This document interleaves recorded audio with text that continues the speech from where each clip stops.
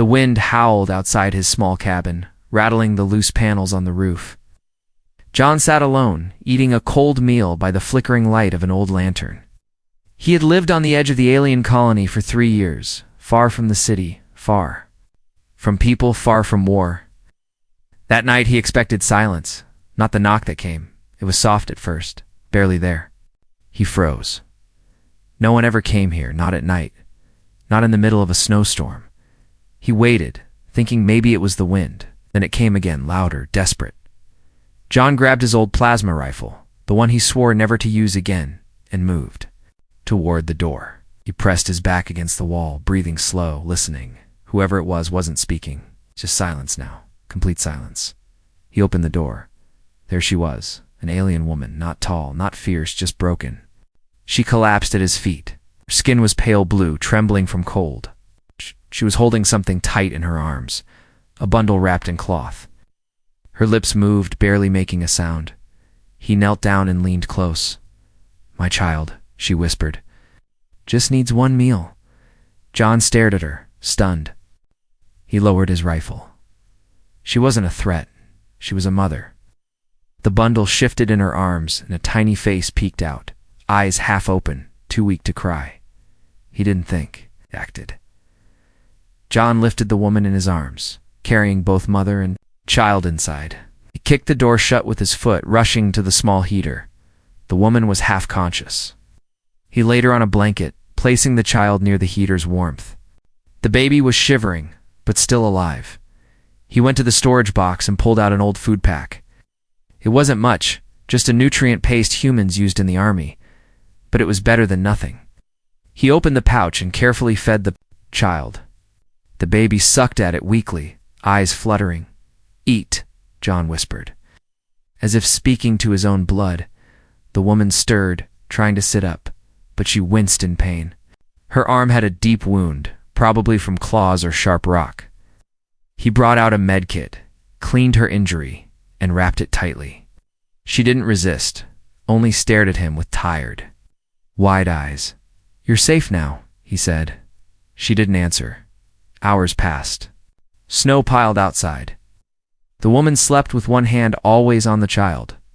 John sat nearby, rifle close, questions in his mind.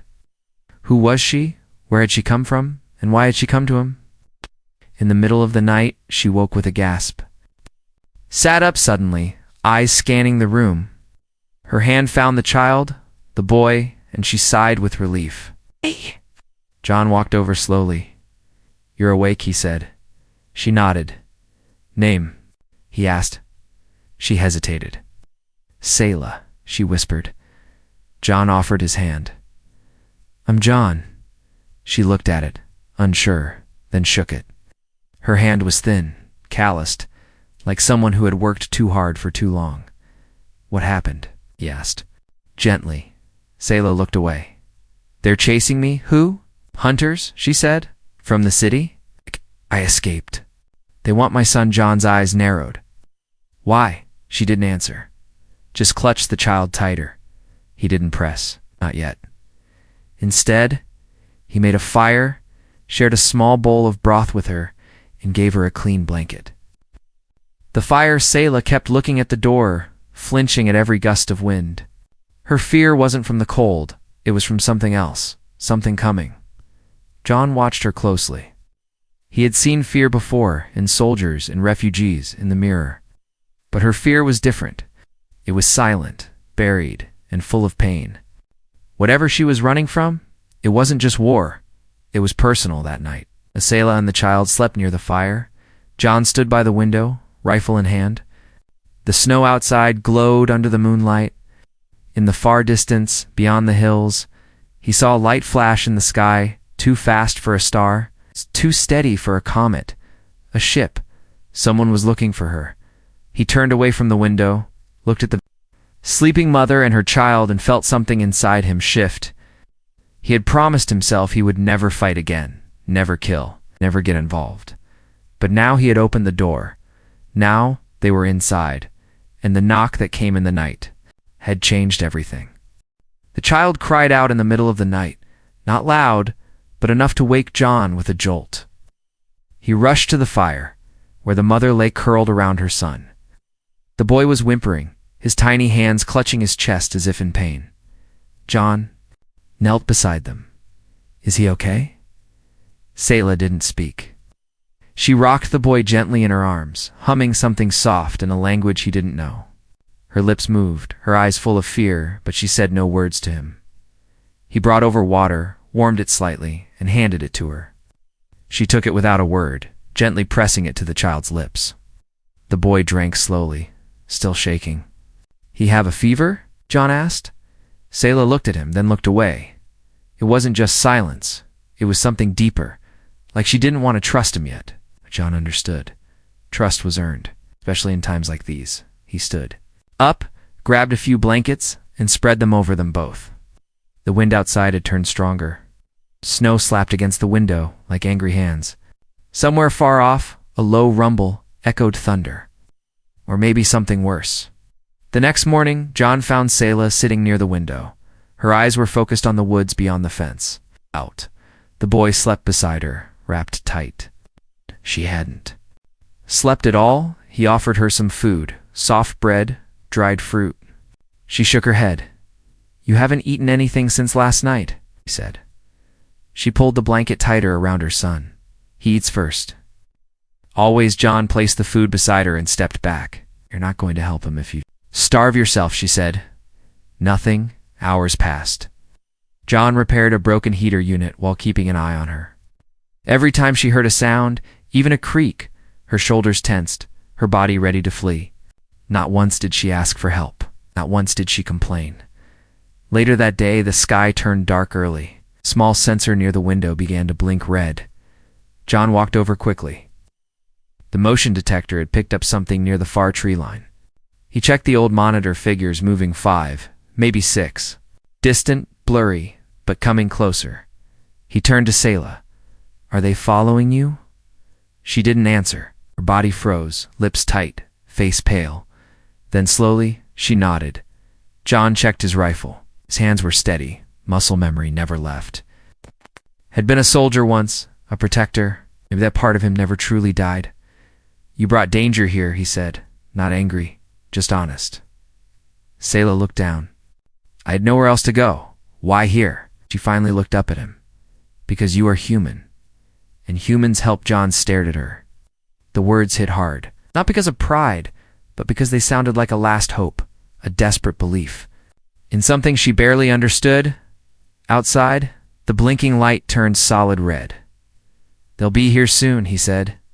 "You need to hide." "I won't leave him. I didn't say leave. I said hide." She nodded slowly. He showed her a hidden compartment beneath the floorboards. Old storage he hadn't used in years. It was small but warm, safe, lined with old military blankets. She gently placed her son inside, then climbed in after him. Before John closed the hatch, she touched his arm. "Thank you," she whispered. He nodded, closed the hatch, and moved the chair back over it. Now it was just him standing in the middle of a tiny cabin. Alone, waiting for strangers to knock again. Minutes passed, then came footsteps. Not soft this time. Heavy, loud, confident, then a knock. 3. Sharp hits against the door. John didn't move, didn't answer. A voice called out. "We're looking for someone. Woman." She ran with a child. John stayed silent. "She's dangerous," the voice said. "She betrayed her own kind. If she's here, hand her over and we'll leave in peace." John's hand gripped the rifle tighter. Another voice, colder, spoke next. "If you don't open this door, we'll burn the place down." John's eyes narrowed. He stepped closer to the door, but he didn't open it. Instead, he spoke through the wall. "She's not here." Silence. "Wrong answer?" The cold voice replied. Then came the sound, charging weapons.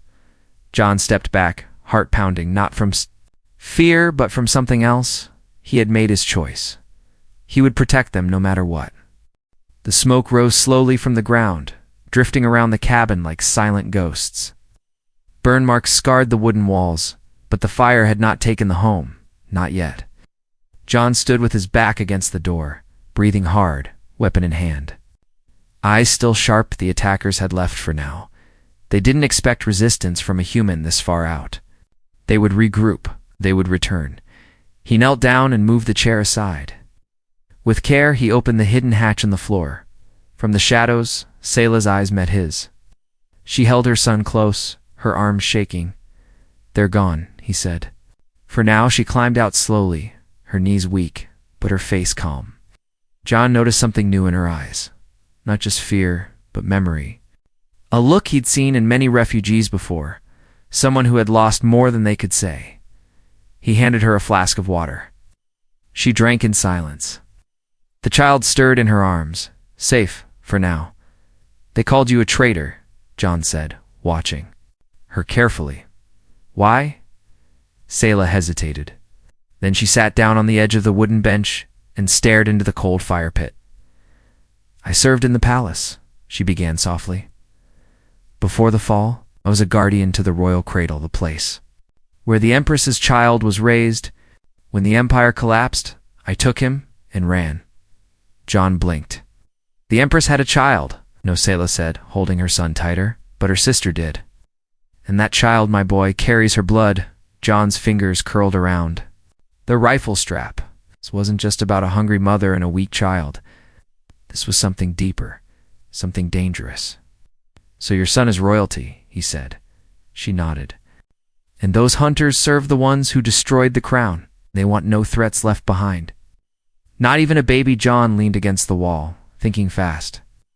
The Ulari Empire had ruled a dozen systems before it collapsed. The fall had been brutal. No survivors were expected from the royal line. If what she said was true, this child was a symbol, spark, and the kind of spark others would kill to erase. "Why did you come here?" he asked. "Why my door?" "I heard rumors," she said, "that a human lived here alone. A soldier. I didn't believe it at first, but I was desperate. I had no choice. Humans. They don't follow our wars." "I thought you might help," John couldn't deny it. He had left the wars behind. He didn't care for alien politics. This was different. I hadn't brought war to his door. She had brought truth. "You should have let me go," she whispered, voice heavy. "I'm a threat to you now." "They'll return. And they won't leave without blood." John looked at her for a long moment. Then he walked to a shelf, pulled out a small metal box, and opened it. Inside were old ID chips, military tags, and a folded patch with a faded human flag. He took out the patch and tossed it on the table. "I didn't run from war," he said. "I walked away when I saw what had turned good people into Sayla, stayed silent. But I didn't forget who I was," he added. "You're not just survivors. You're what's left of something sacred. And I don't abandon sacred things." For the first time since she arrived, Sayla's eyes softened. Her lips trembled, and she looked down quickly. "I was told humans were cruel," she said. "Wild, merciless in battle. But you fed my son before asking a single question." John smiled faintly. "Then maybe you've been listening to the wrong stories." Outside, the wind had calmed, but something in the air felt colder, like the calm before the next storm. John spent the rest of the day reinforcing the doors, setting traps along the tree line, and wiring a small alarm system to the outer fences. Every few minutes, he looked back towards Sayla and the boy, checking they were still there, still breathing. By nightfall, Sayla placed the child in a corner bed and sat near the fire. John sat across from her. "You said you were the guardian," he said. "Why you?" "I was raised for it," she replied. "Chosen from birth. My family served the crown for generations. I was trained to protect the royal blood, even if it cost me everything." "And it has," John said. She nodded. "But you're still here," he added. "Still protecting him." She looked up slowly. "I will until my last breath." John stood, walked to the window, and stared out into dark. "Then I'll protect you both until mine." Behind him, Sayla blinked fast, hiding the tears that touched her lashes. The sky above the cabin changed color without warning. One moment it was blue-gray, the next a deep and angry red. The air grew heavier, and the wind stopped, as if the world itself was holding its breath. John stepped outside with his rifle slung over his shoulder. He stared up, eyes narrowing. The clouds weren't moving. The red light wasn't coming from the sun. It was coming from above, from something cloaked, something watching. Inside the cabin, Selah clutched her son tighter. Her heart beat fast. She had seen that color before, long ago on the night the palace burned. "They found us," she whispered. John returned, locking the door behind him. "It's not a ship," he said. "It's a scanner drone, wide-range thermal sweep. Military grade? They're mapping the ground. They'll know you're here in minutes." Selah looked down at her son, then back at John. "You should leave me." "Let them take me. They won't kill a human for protecting an alien. But if you keep helping me, they will." John didn't flinch. "I didn't keep you here by accident. I made my choice. Now it's your turn to trust me." She nodded slowly. But fear still filled her eyes. John moved quickly, grabbing emergency packs, old supplies, and a portable shield generator that hadn't been touched in years. He placed it near the floor hatch and checked its power. Weak, but still working. "If anything happens to me, take the boy, use this shield and run north. There's an old bunker in the cliffs," he said. "I'm not leaving you behind," Selah said. "You won't have a choice," he replied. A sudden boom echoed through the valley. It wasn't thunder, it was a dropship. The red glow in the sky vanished, replaced by a long dark shadow falling from the clouds. The ship touched the ground near the tree line, quiet but deadly. Figures stepped out, armored, tall, fast. Not scouts. Not hunters-killers.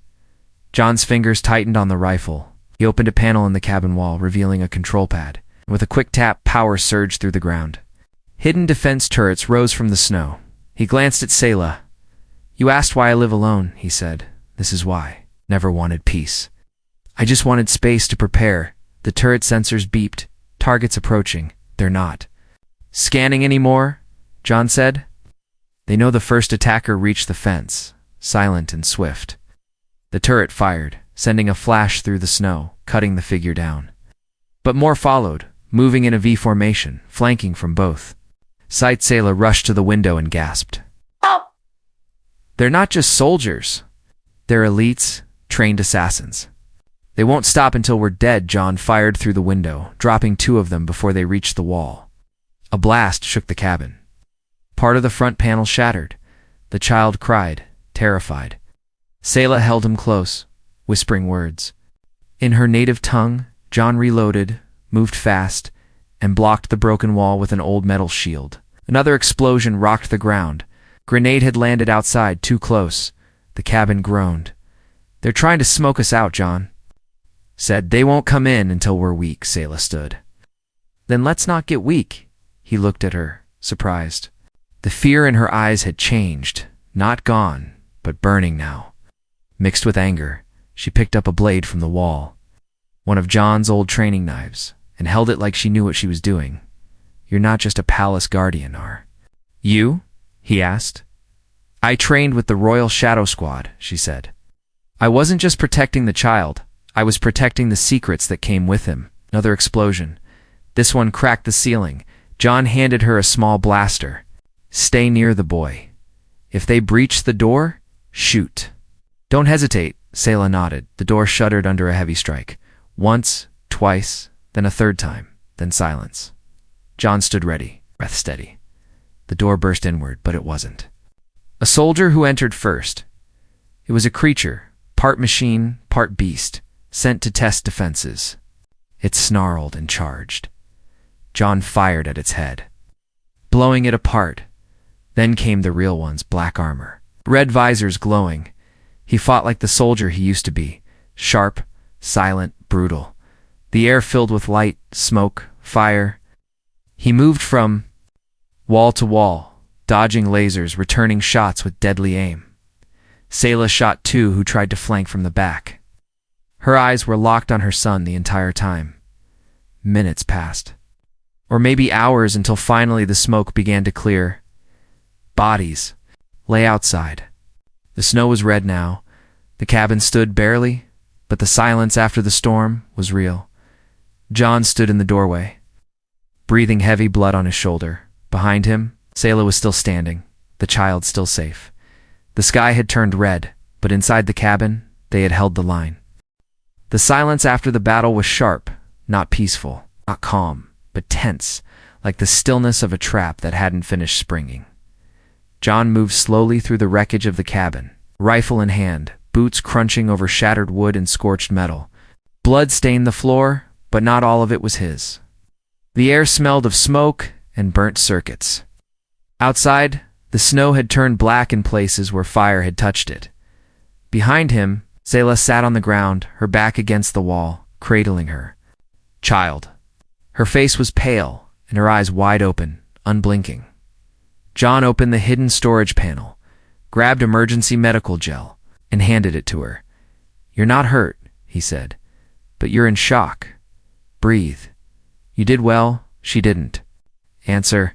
Her hands trembled as she applied the gel to her son's forehead. He had slept through the last of the attack, but now his little body began to twitch. Then came the sound, soft at first, but sharp enough to stop John in his tracks. A cry, not just a baby's cry. It was high-pitched, panicked, filled with pain. John dropped to his knees beside the child. "What's wrong with him?" Selah's lips moved, her voice shaking.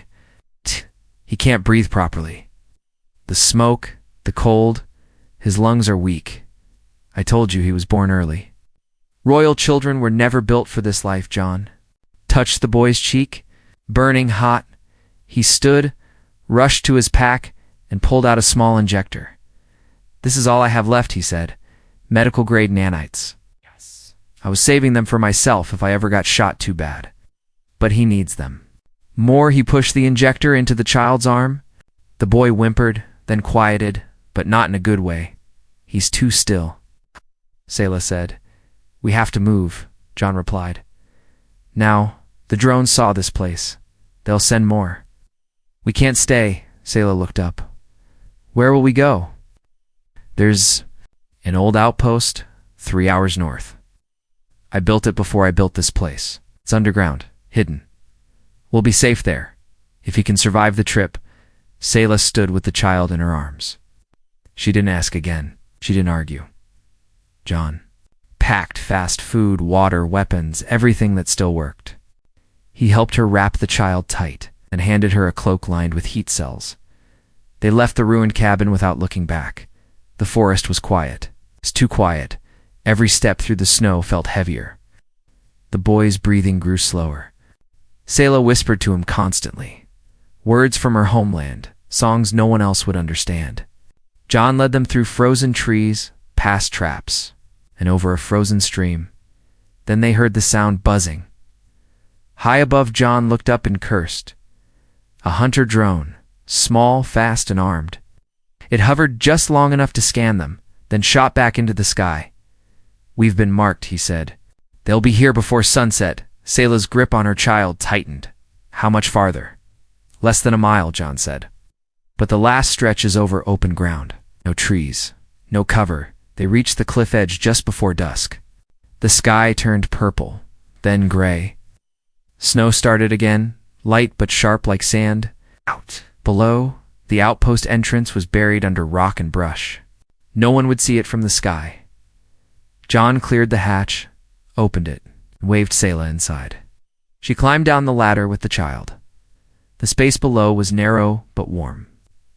Old lights blinked to life as John sealed the hatch behind them. Safe. For now, Selah laid the child on a cot and pulled the blankets around him. She leaned close, pressing her ear to his chest. Then she froze. "No," she whispered. John turned fast. "What is it?" "He's not breathing." She tried to shake him gently, tried to wake him, but the boy didn't respond.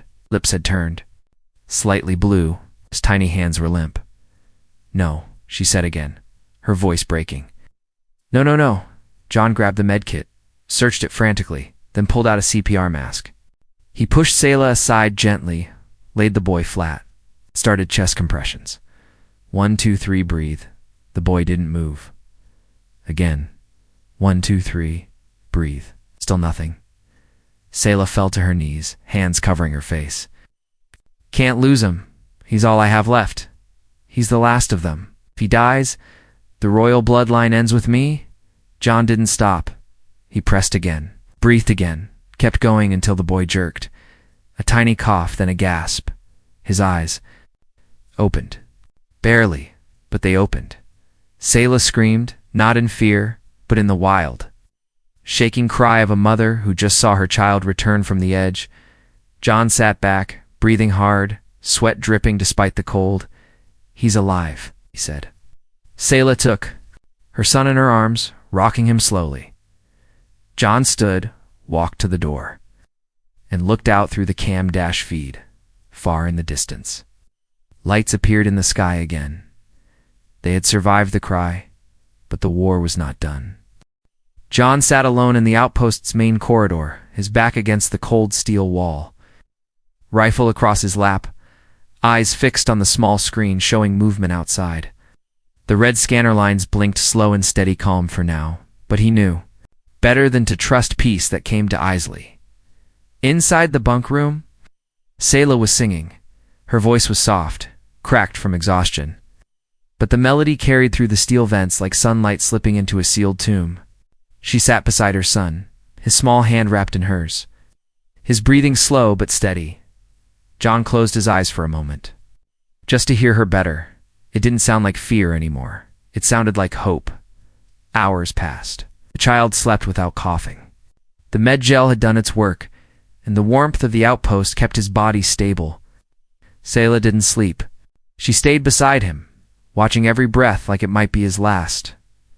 At midnight, she stepped out of the room, walking barefoot into the corridor. John was still awake. "You should sleep," he said. "I can't," she replied. "I see his face every time I close my eyes, pale, silent, like he was already gone." John nodded. "But he came back. Because of you," she shook her head. "Because of you, I froze. I couldn't move. You saved him, not me." He didn't argue, just shifted, making room on the floor beside him. She sat. They didn't speak for a while. The quiet stretched between them. Not heavy, just honest. "I've lost everything," Selah said. "My world, my family, my people. The royal court is dust now, and I'm just the ghost of a memory they want to erase." John looked at her, his voice steady. "You're more than that. You're a mother, a fighter, a survivor." She smiled weakly. "And you? What are you now?" He stared at the wall before answering. "I'm someone who thought he was done saving people until someone knocked on my door and reminded me what it meant to matter again." Selah turned her head, eyes meeting his. "Why did you help me, John?" "Really?" He didn't look away. "Because when you looked at me that night, you didn't beg for food or shelter. You begged for your child. And I couldn't ignore that. I've seen soldiers cry for mercy, criminals lie for protection, but I've never seen a mother collapse and ask only for one meal. For someone else," Selah blinked quickly. But the tears still came.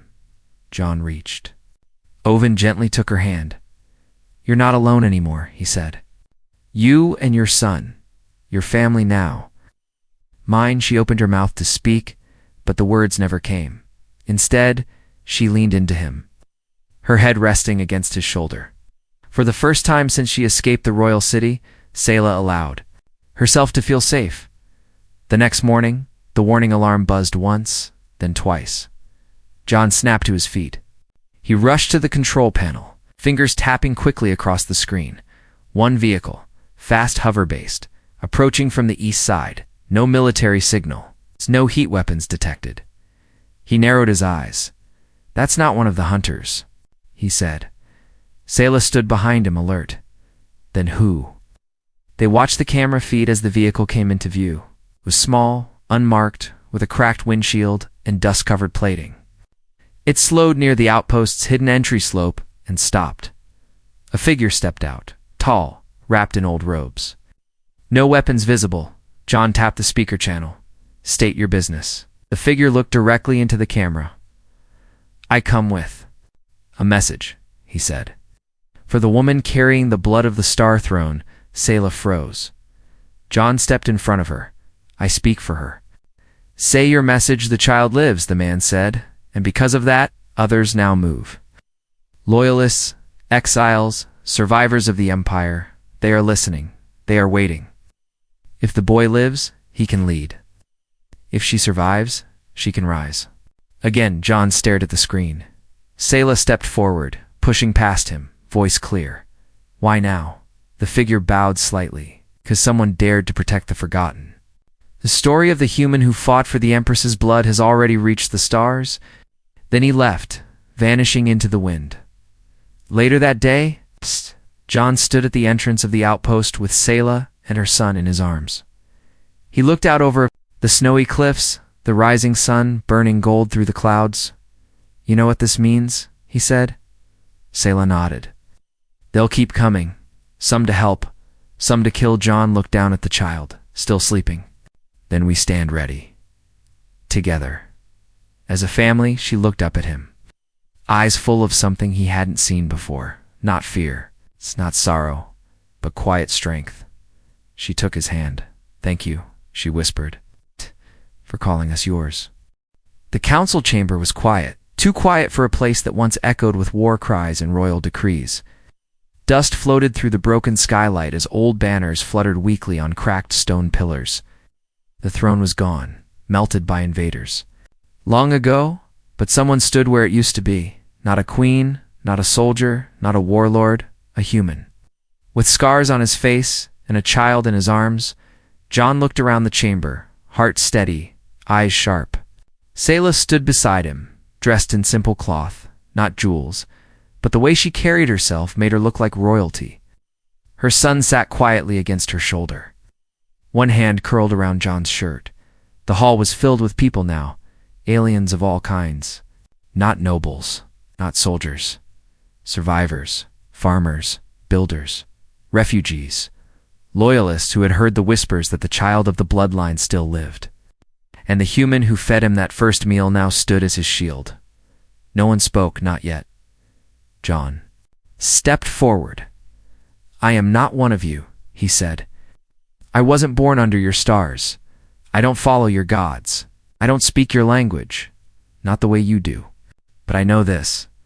I saw a mother carry her child through snow and fire, through war and silence, begging not for safety, not for escape, but for a single meal. The crowd listened. I gave her that meal, he said, and in return, she gave me a purpose I thought I had lost. A reason to lift my weapon. A reason to protect again. He turned to Selah. She nodded once, eyes shining. John continued, You say this boy has royal blood, that he can restore what was lost. Maybe he can.